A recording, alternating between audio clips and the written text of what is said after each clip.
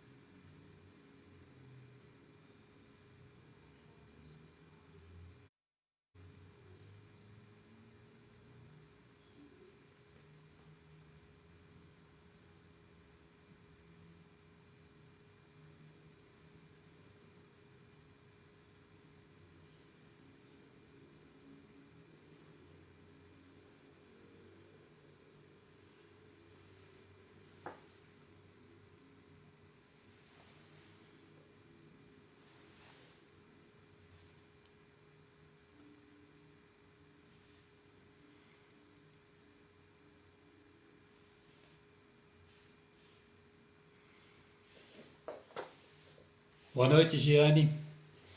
O som está bom?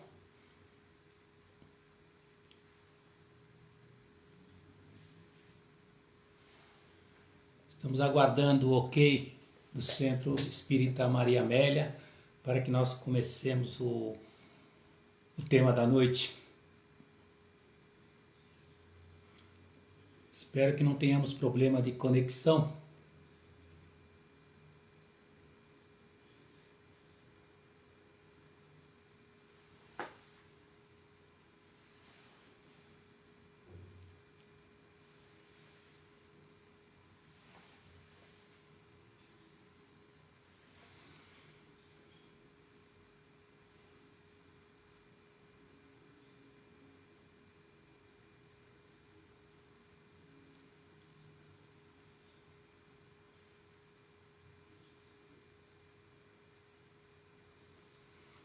Boa noite, Giane. Espero que não esteja ruim a conexão e que o som também esteja ok.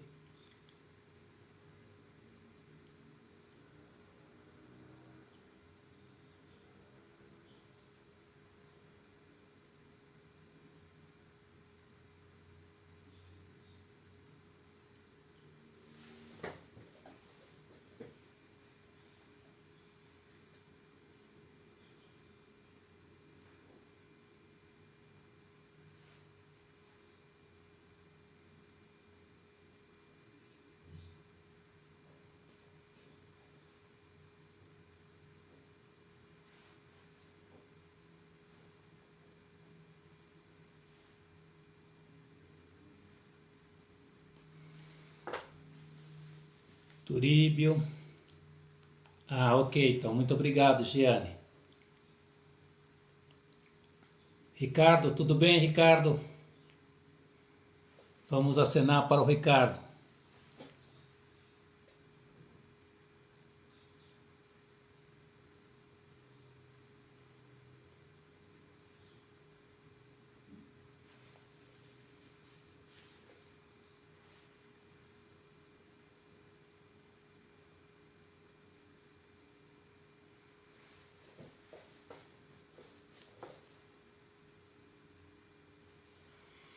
Então, em mais alguns minutos, a gente pode começar.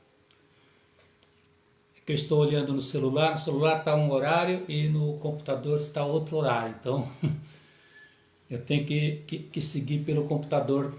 O meu celular está com o horário atrasado, está 19h52. Obrigado, Giane. E obrigado, Ricardo.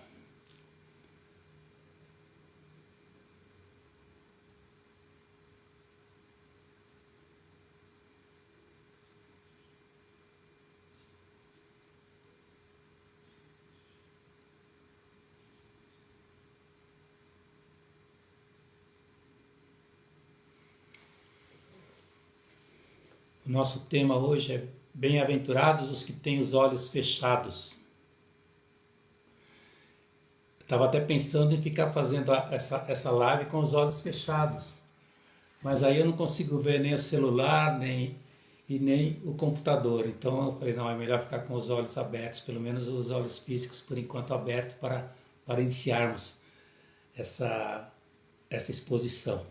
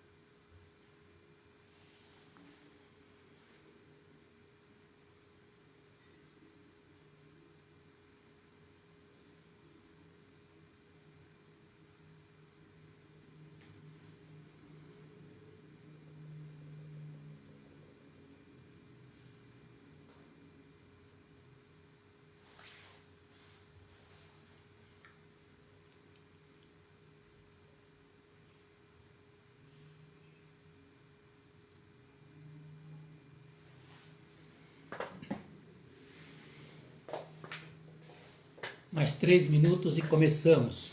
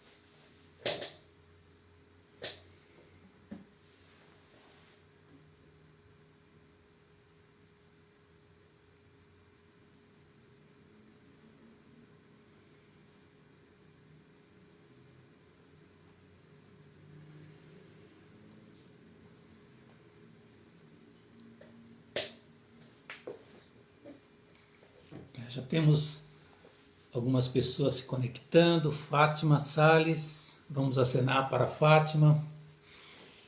E basicamente já vamos iniciando. Falta 1 minuto.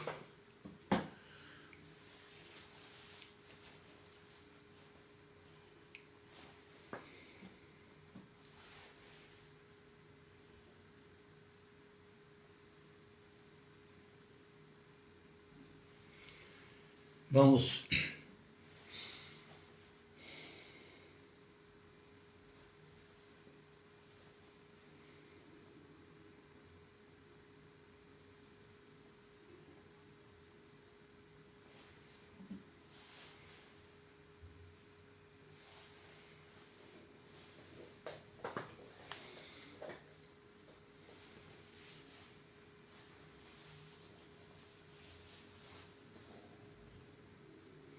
Boa noite a todos. Que Jesus nos abençoe sempre.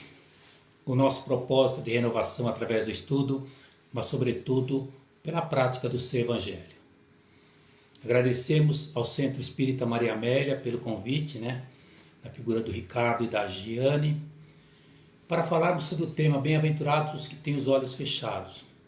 Então vamos iniciar aquele momento de gratidão, agradecer A Deus, nosso Pai amoroso, por nos permitir mais um dia de vida.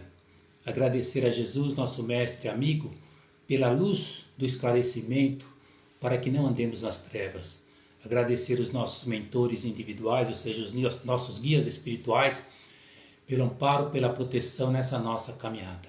Agradecer toda a espiritualidade amiga que nos auxilia e nos intui, tanto os amigos espirituais do Centro Espírita Maria Amélia, quanto todos os amigos que possam nos inspirar na noite de hoje, nas reflexões mentais sobre o Evangelho de Jesus. E com Jesus nós vamos dizendo: Pai nosso que estás nos céus, santificado seja o vosso nome.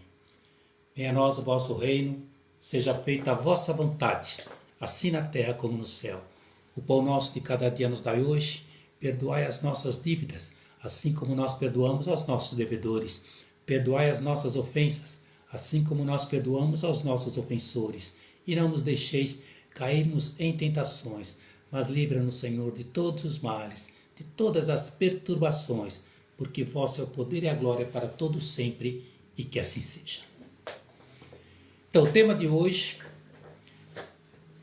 está inserido no Evangelho segundo o Espiritismo, capítulo 8, Bem-aventurados os puros de coração, pois verão a Deus. Está em Mateus, capítulo 5, versículo 8. Aprendemos que a pureza de coração é inseparável da simplicidade e da humildade, pois exclui todo o pensamento de egoísmo, de orgulho.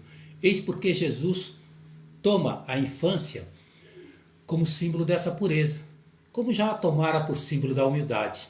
Nesse capítulo, Kardec coloca também o pecado por pensamento, dizendo: eu, porém, vos digo que todo aquele que olhar para uma mulher cobiçando-a, já cometeu adultério, já adulterou com ela, no seu coração. Está em Mateus, capítulo 5, versículo 27. Fala da verdadeira pureza, mãos não lavadas, fala também de escândalos. Se o teu olho for motivo de escândalo, arranca-o e lança-o fora de ti. Melhor é que se perca um dos seus membros do que todo o seu corpo ser lançado no inferno. Isso está em Mateus, no capítulo 5, versículo 29 e 30. Em Instruções dos Espíritos, Kardec coloca duas mensagens. Uma de 1861, de João Evangelista, sobre deixai que venham a mim as criancinhas, que inclusive eu particularmente acredito que seja um tema importantíssimo nesse momento de transição planetária, pois a criança é o futuro de nossa geração e necessita ser estimulada para a educação moral de Jesus. Aliás, hoje, 14 de junho, comemoramos junto com a FEB a implantação da evangelização espírita infantil, que começou em 14 de junho de 1914. Assim, toda atividade voltada ao estudo da doutrina espírita e à vivência do Evangelho de Jesus junto a crianças e aos jovens é necessária nesse momento. Evangelize, coopere com Jesus. A outra mensagem é de 1863, de Vianney, que era a cura. A cura é uma espécie de um pároco, um padre. E não se pronuncia esse S do final. Ele é uma pequena cidade próxima de Lyon, na França. E é o tema da noite: bem-aventurados os que têm os olhos fechados. É uma mensagem de Vianney.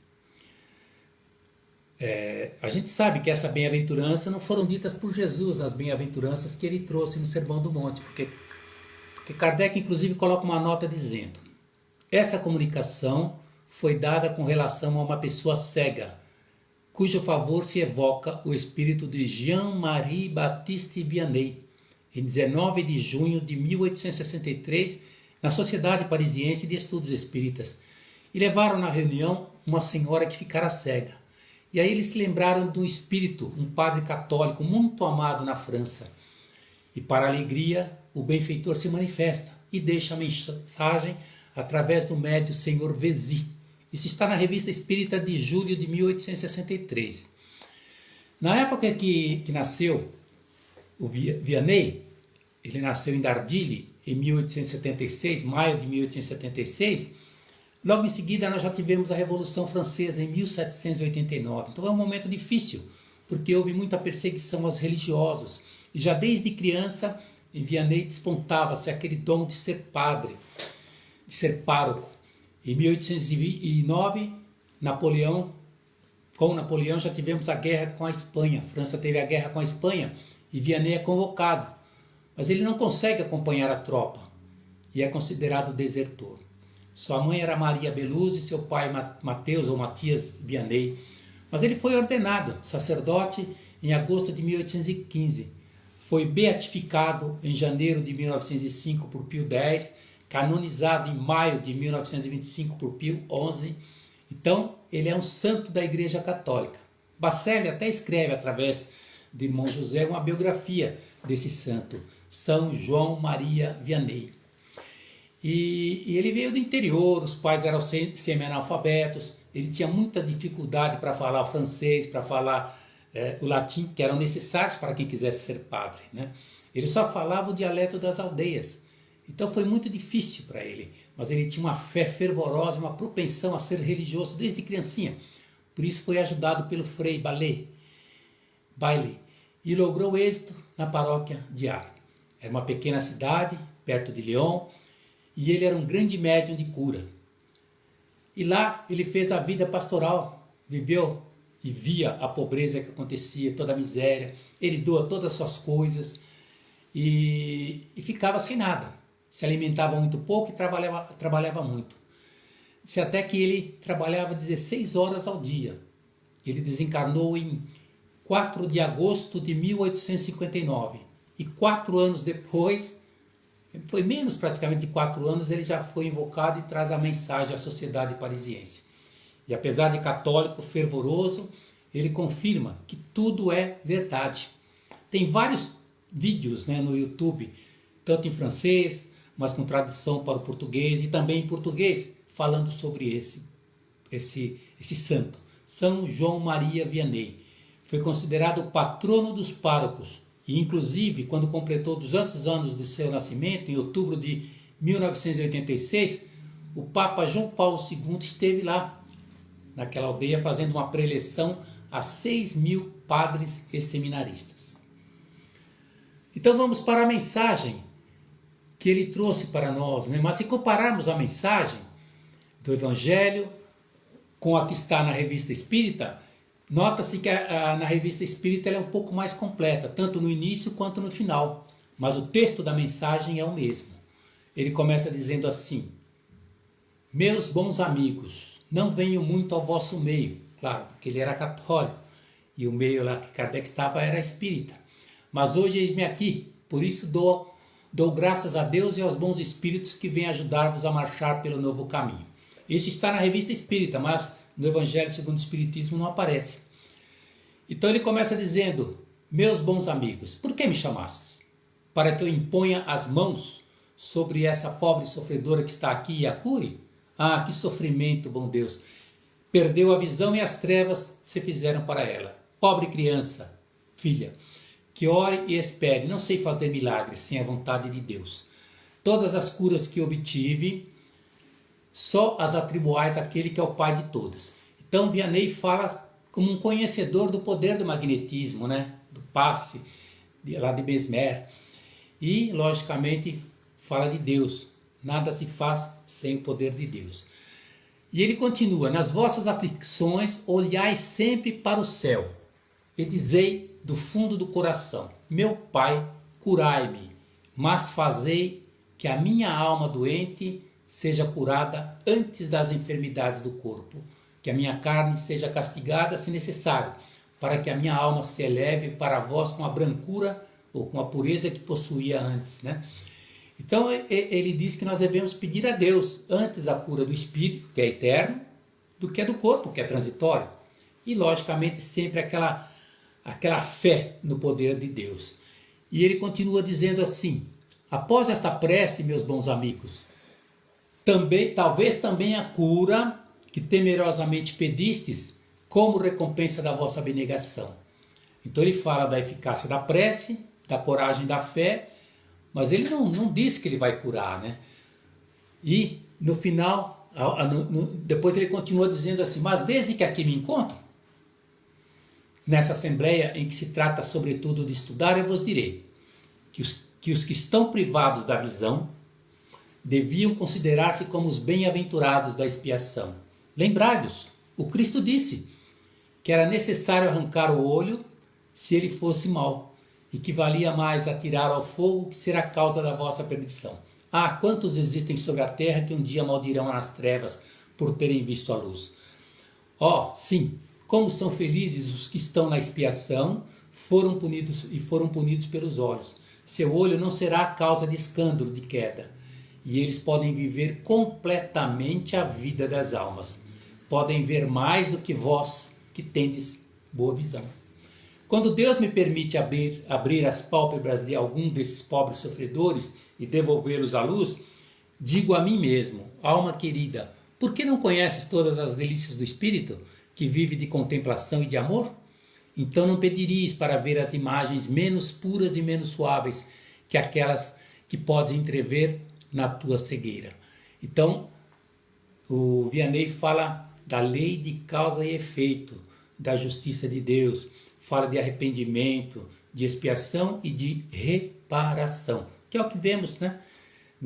No Evangelho segundo o Espiritismo, no Livro dos Espíritos, no próprio Céu e Inferno. E Vianney então diz assim: ó sim, bem-aventurado o cego que quer viver com Deus, mais feliz do que vós que estáis aqui. Ele sente a felicidade, pode tocá-la, vê as almas e pode lançar-se com elas nas esferas espirituais, que nem mesmo os predestinados da vossa terra conseguem ver. O olho aberto está sempre pronto a fazer a alma cair. Já o olho fechado, pelo contrário, está sempre pronto a fazê-lo subir até Deus. Crede-me, meus bons e queridos amigos, a cegueira dos olhos é quase sempre a verdadeira luz do coração, enquanto a visão é por vezes o anjo tenebroso que conduz à morte. Então ele faz uma comparação entre a erraticidade, ou seja, o mundo dos espíritos, né, dos desencarnados, e o mundo físico, o mundo dos encarnados, com todas as suas provas e tentações. E ele fala do olho como a luz do coração. E ele continua: e agora algumas palavras para ti, minha pobre sofredora. Espera e tem coragem.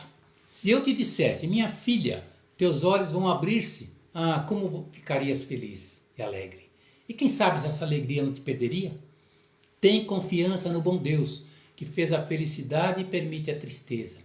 Farei tudo o que me for permitido em seu favor, mas por tua vez ora e sobretudo pensa em tudo que acabo de dizer-te. Então ele traz palavras de alento, de coragem, de esperança, de reflexão para aquela cega sofredora. E finaliza com a bênção a todos. Antes de me afastar, vós todos que estáis aqui, recebei a minha bênção. No Evangelho está só isso. Na Revista Espírita ele continua dizendo: meus bons amigos, eu a dou a todos, aos loucos, aos sábios, aos crentes, aos infiéis dessa Assembleia, que ela sirva a cada um de vós. Observação: Kardec até pergunta, será que ele não estava sendo influenciado pelos demônios, que muitas vezes ele comentava? Mas, deixando isso de lado, Kardec diz assim: uma camponesa, sem instrução, sonâmbula natural, que vê espíritos muito bem, tinha vindo à sessão e estava em sonambulismo. Ela não conhecia Vianney, nem mesmo de nome.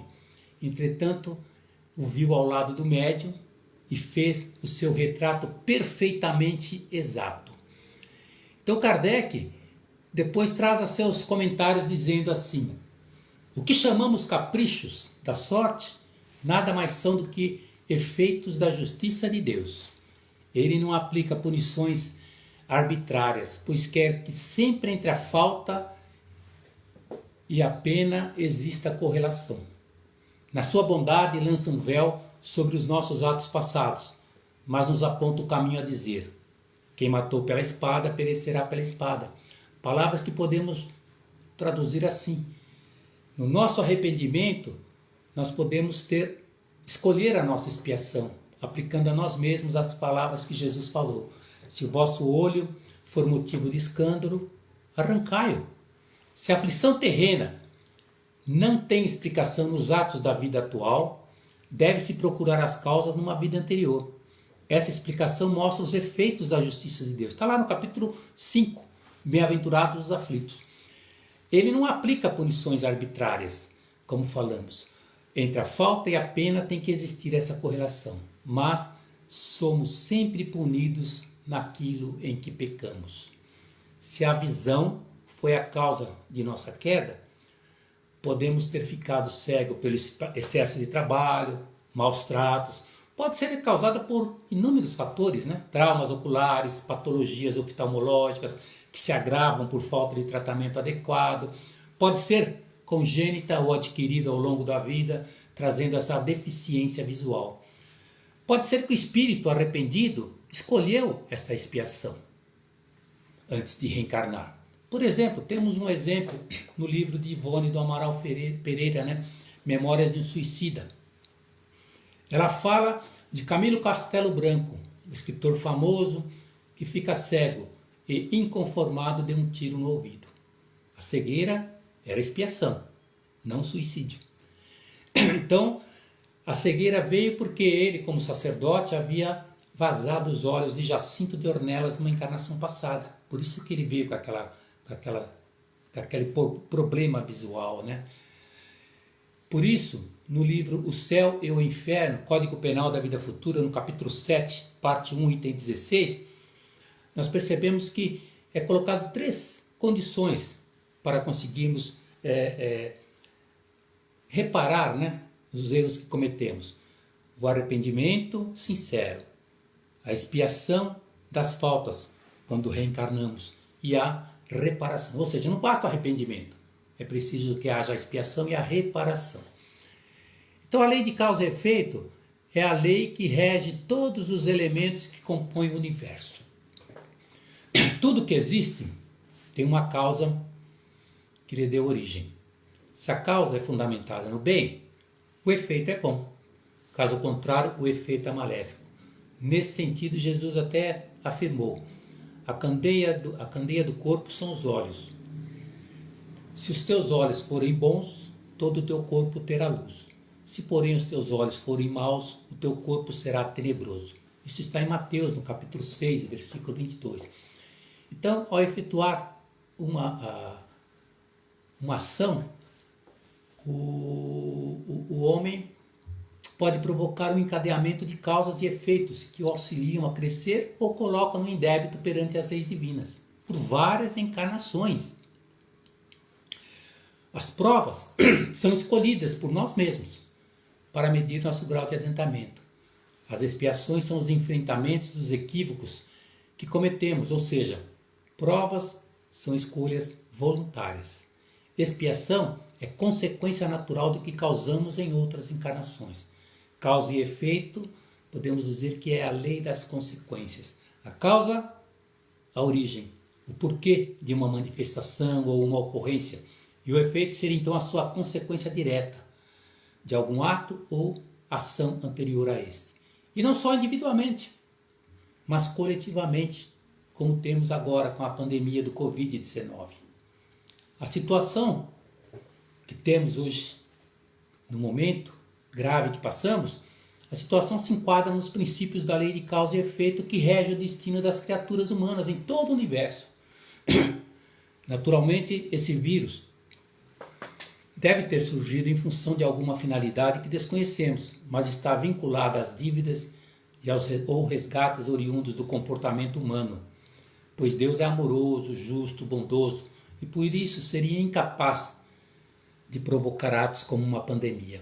Logo, para as vítimas envolvidas em situações como a gripe espanhola, suína, corona, tsunamis, desastres, todas essas calamidades, a lei de causa e efeito se faz presente, confirmando as palavras de Jesus, a cada um segundo as suas obras.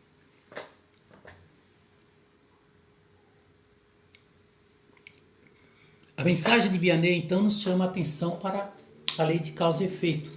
Na cegueira, ou perda total ou parcial da visão, né? Temos aí o daltonismo e tantos outros, né? Cataratas e tal. É uma prova difícil.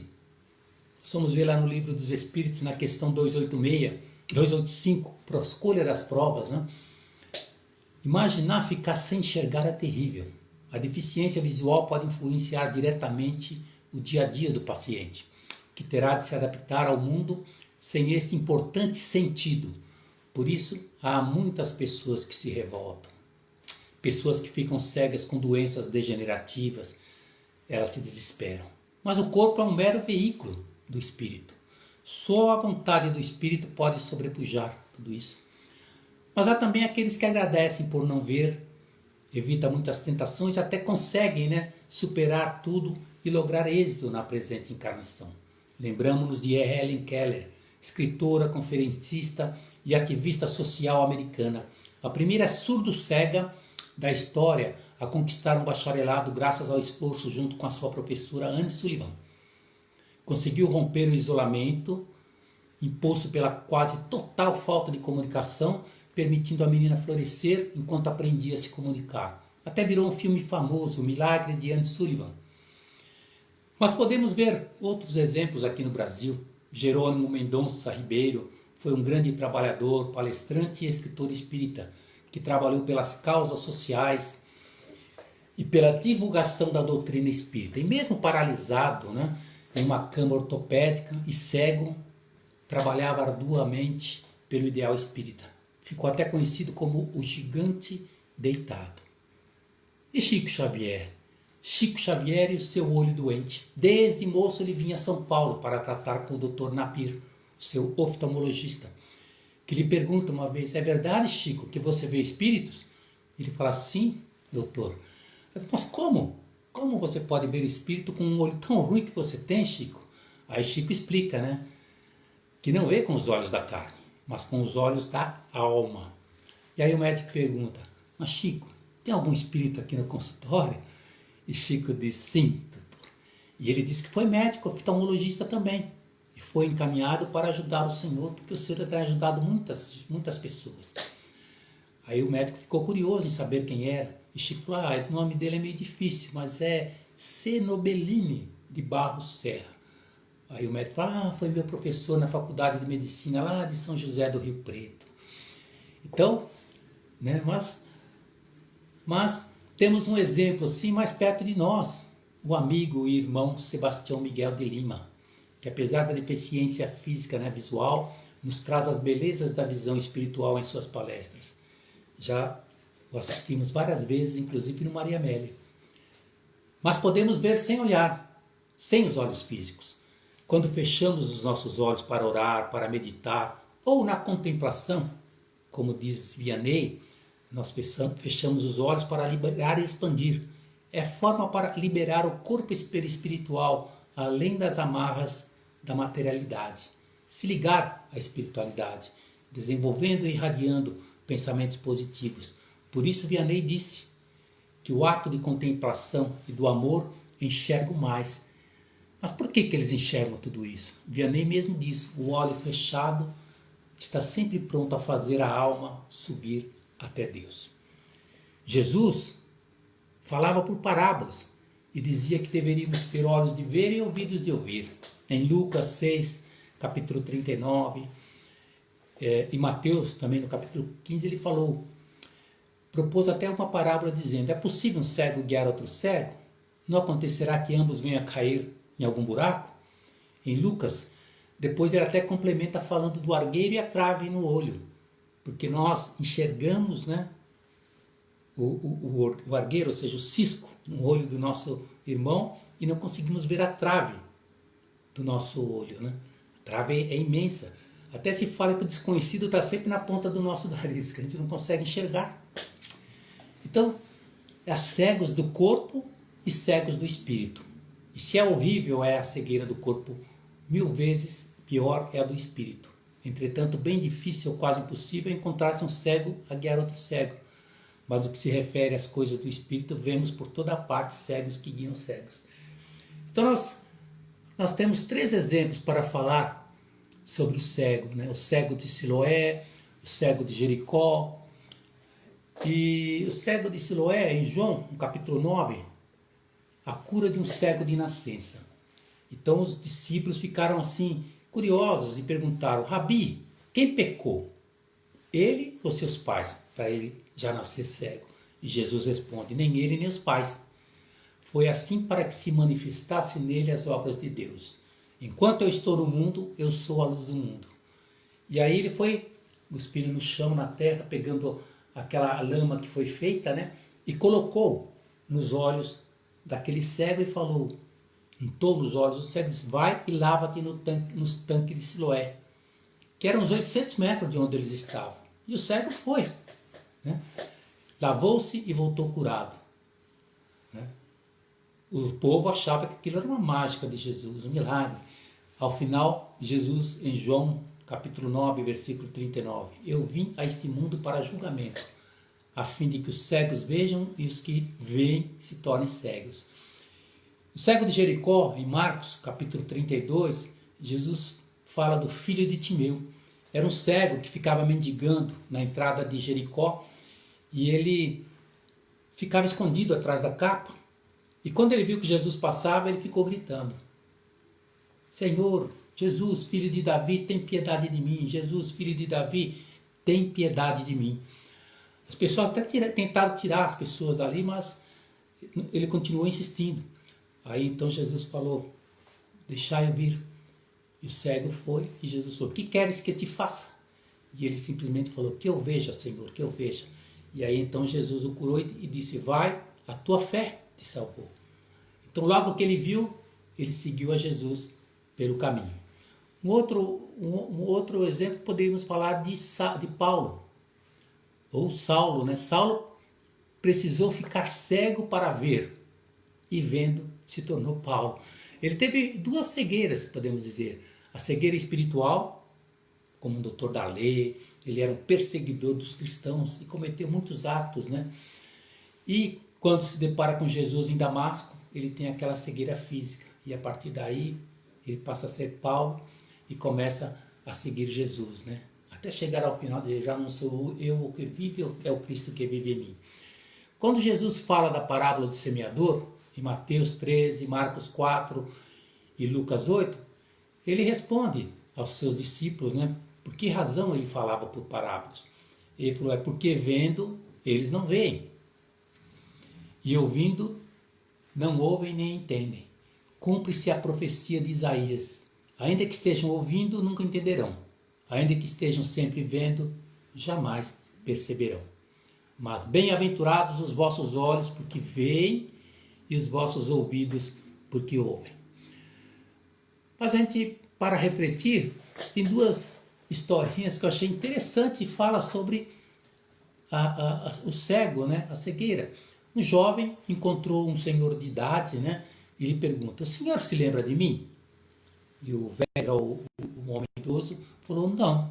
Então o jovem disse que ele era aluno dele. E o professor pergunta: o que você está fazendo? O que você faz para sobreviver? E o jovem responde: bem, eu me tornei professor. Ah, que bom, disse o senhor.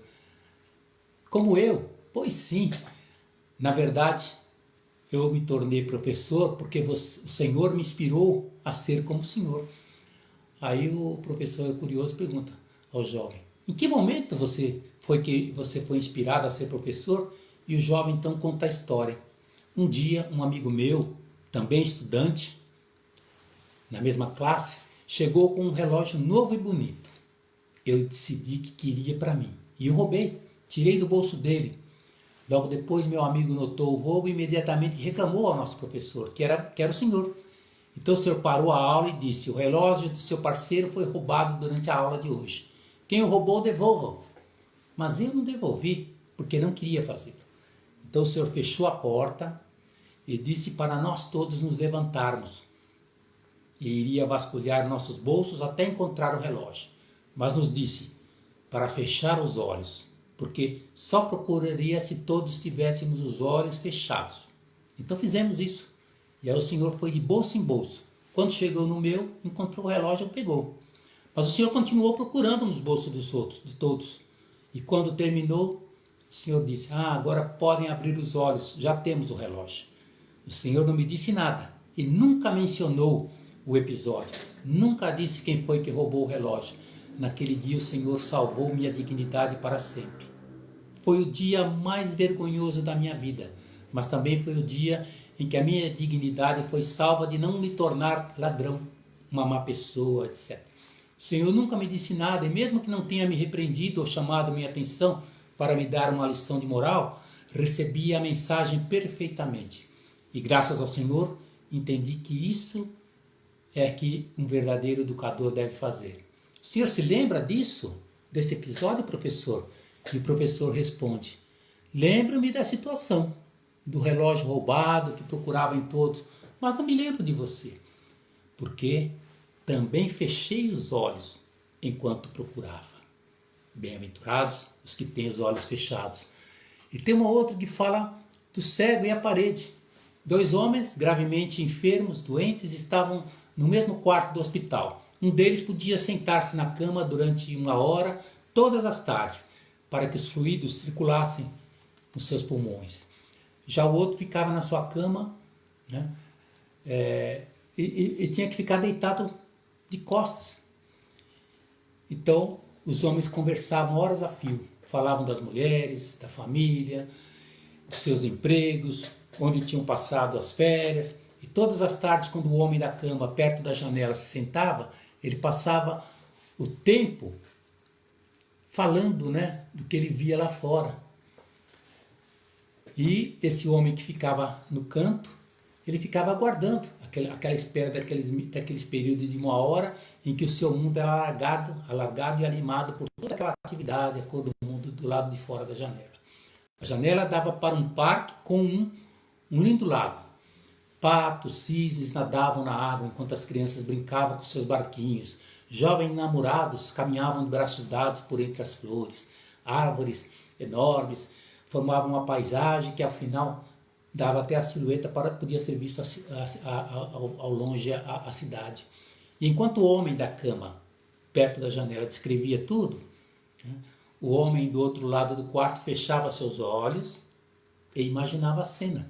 Um dia, o homem perto da janela descreveu um desfile que ia passar. Embora o outro não ouvisse a banda, né, não conseguisse ouvir a banda nenhuma, ele conseguia vê-la e ouvi-la na sua mente. E enquanto o outro senhor a retratava através de palavras bastante descritivas. Dias e semanas passaram. Aí uma manhã a enfermeira chegou ao quarto, trazendo água para o banho, né, e encontrou o corpo sem vida do homem perto da janela que tinha falecido calmamente enquanto dormia. Ela ficou muito triste, chamou os funcionários do hospital para que levassem o corpo. Logo que lhe pareceu apropriado, o outro homem perguntou se ele podia ser colocado na cama perto da janela. A enfermeira disse que sim, tudo bem, fez a troca. Depois de certificar de que o homem estava bem instalado, a enfermeira deixou o quarto.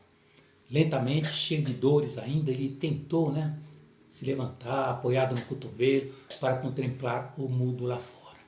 Fez um esforço muito grande.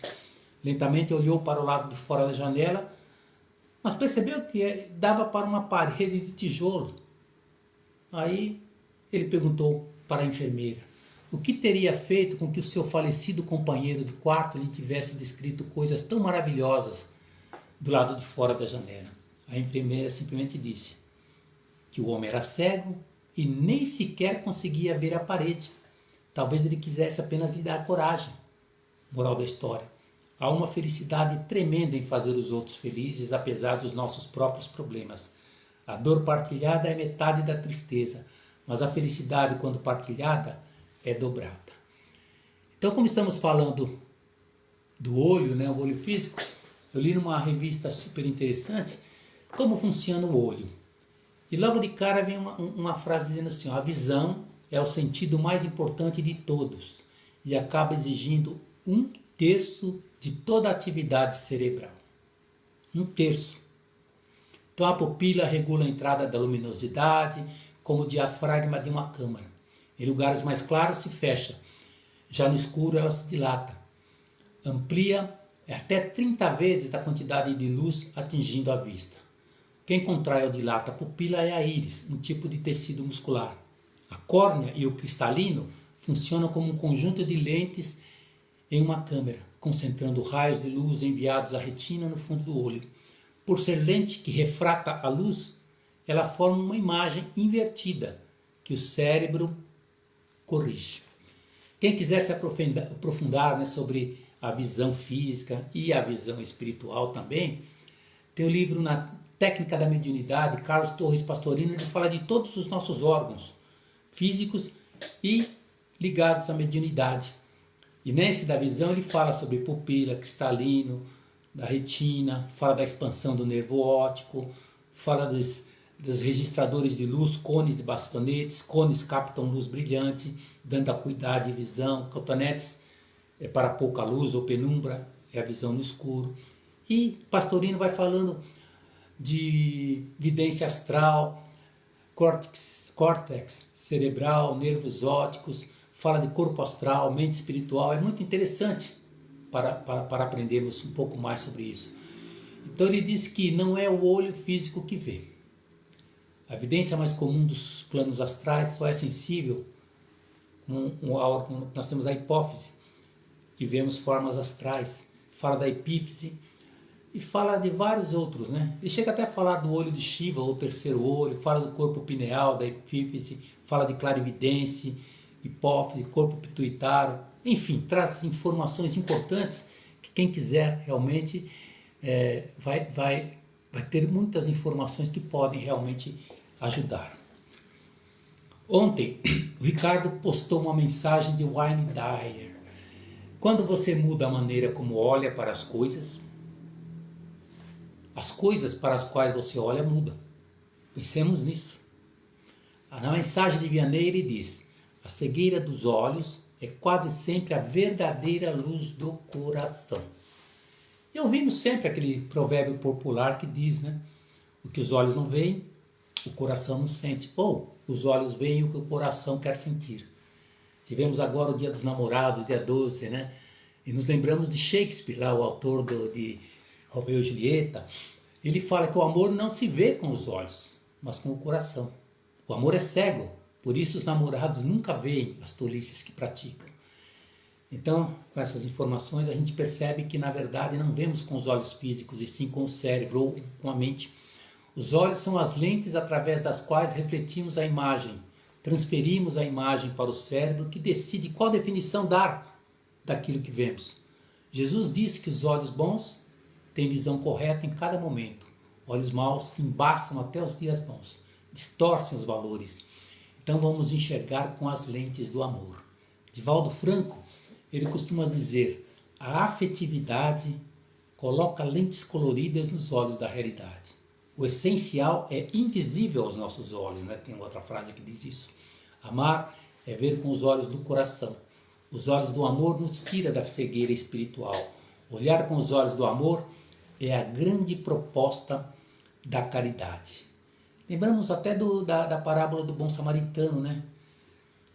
Teve os olhos de misericórdia e enxergou a necessidade daquela pessoa que estava ali ferida. Já os religiosos, tanto o Levi quanto o doutor da lei, o levita quanto o doutor da lei, tiveram olhos de indiferença, ou seja, cegos para enxergar e cuidar daquele irmão ferido.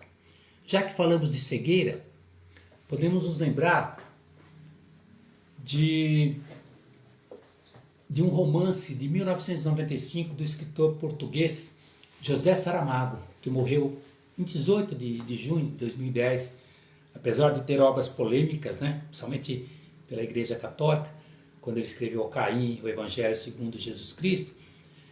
Inclusive um jornal do Vaticano considerava ele um ser populista, extremista, ideólogo, antirreligioso, pois ele mesmo se dizia ateu, mas ele foi um grande humanista, defensor dos direitos humanos, e antes de ser escritor foi serralheiro mecânico, desenhista, funcionário público, jornalista, tradutor, editor, e sua obra mais famosa foi Ensaio sobre a Cegueira, em 1995. 3 anos depois dessa publicação, ele ganhou o Nobel de Literatura.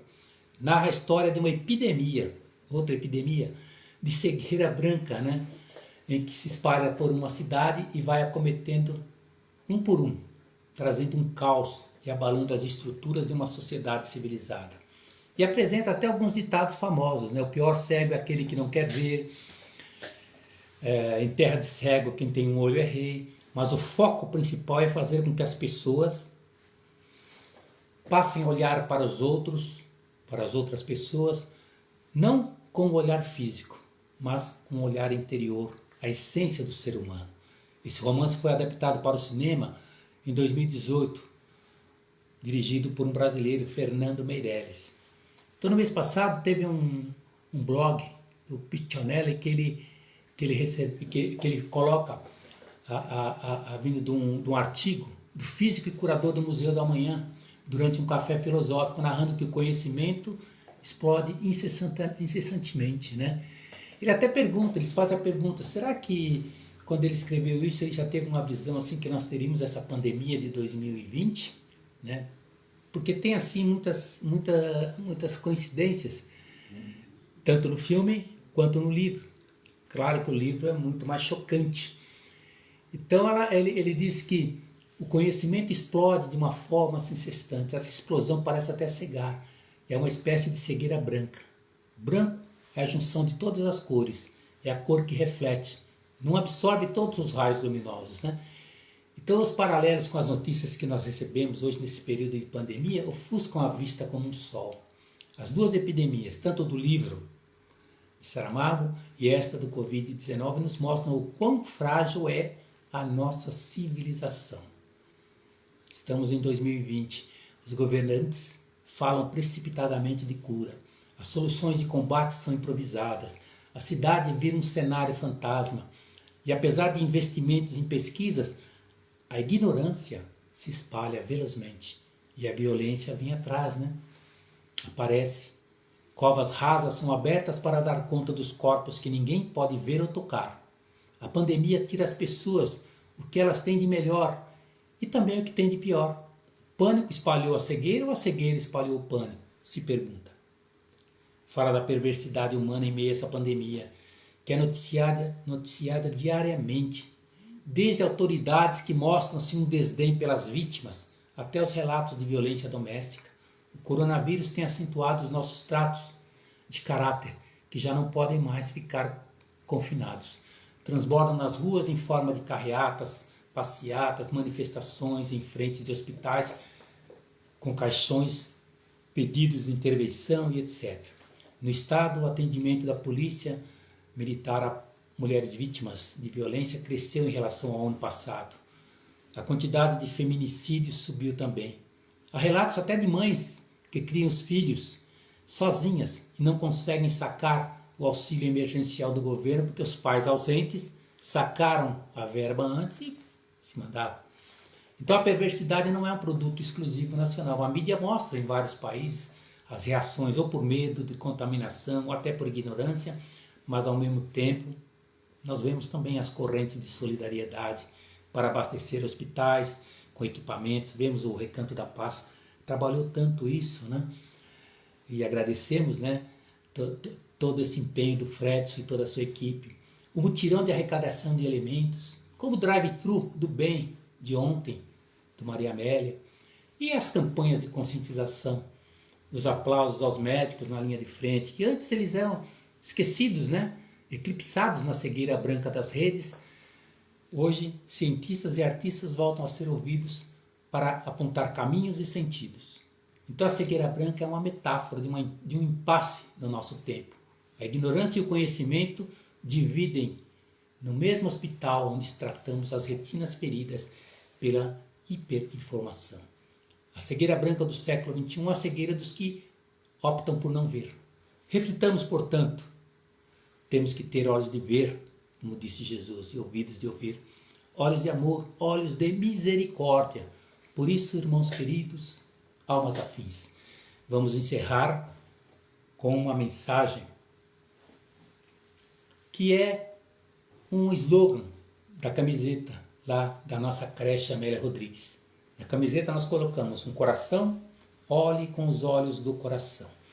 E a mensagem diz assim: olhar com os olhos do coração é buscar sempre harmonia, nessa luz que se irradia e nos traz compreensão. Olhar com os olhos do coração é esquecer o julgamento e aproveitar todo momento para aprender sempre a lição. Olhar com os olhos do coração é ter a pureza no olhar e sem malícia perdoar toda e qualquer má impressão. Olhar com os olhos do coração é modificar nosso conceito, buscando sempre o respeito que merece o nosso irmão. Olhar com os olhos do coração é estar sempre presente, ajudando tanta gente que precisa de atenção. Olhar com os olhos do coração é ter a mente iluminada, que te mostra a jornada de quem quer ser um bom cristão. Olhar com os olhos do coração é procurar fazer o bem, por saber que mais além todos precisam de oração. Olhar com os olhos do coração é mostrar despertamento. Deixar de lado qualquer lamento é buscar sempre a reflexão. Olhar com os olhos do coração é buscar seguir a luz da presença de Jesus com carinho e devoção. Olhar com os olhos do coração é se esforçar na boa vontade, buscar o ideal cristão de verdade para a nossa conscientização. Olhar com os olhos do coração é ter a tranquila consciência de agir com paciência na mais dura aflição. Olhar com os olhos do coração é preciso, meu amigo, para Jesus seguir contigo, te mostrando a direção. Olhar com os olhos do coração é a presença divina que nos ergue e nos ensina a buscar renovação. Olhar com os olhos do coração é buscar a paz e não a guerra, para que em toda a terra haja a confraternização. Olhar com os olhos do coração é uma feliz atitude, nos mostrando que a virtude pede a nossa transformação. Olhar com os olhos do coração é ver Deus nas criaturas, apesar das amarguras e de tanta ilusão. Olhar com os olhos do coração é oportuno recado para quem vive equivocado e não sabe a razão. Olhar com os olhos do coração é convite para despertar, prestar atenção e se doar no rumo da redenção. Olhar com os olhos do coração é mostrar ter sentimento, que apesar do arrependimento é preciso a reparação. Olhar com os olhos do coração é ser irmão atencioso, é ter o gesto caridoso que pratica a boa ação. Olhar com os olhos do coração é escolher a boa parte de quem multiplica e reparte, não importa a situação. Olhar com os olhos do coração é meditar, se concentrar para saber preservar a paz dessa nobre intenção. Olhar com os olhos do coração é mostrar fé, ser confiante, com um sorriso contagiante de quem vive esta emoção. Olhar com os olhos do coração é deixar o comodismo, é se aplicar com otimismo, é buscar superação. Olhar com os olhos do coração é ir além dos 5 sentidos, que nos deixam comovidos com essa doce sensação.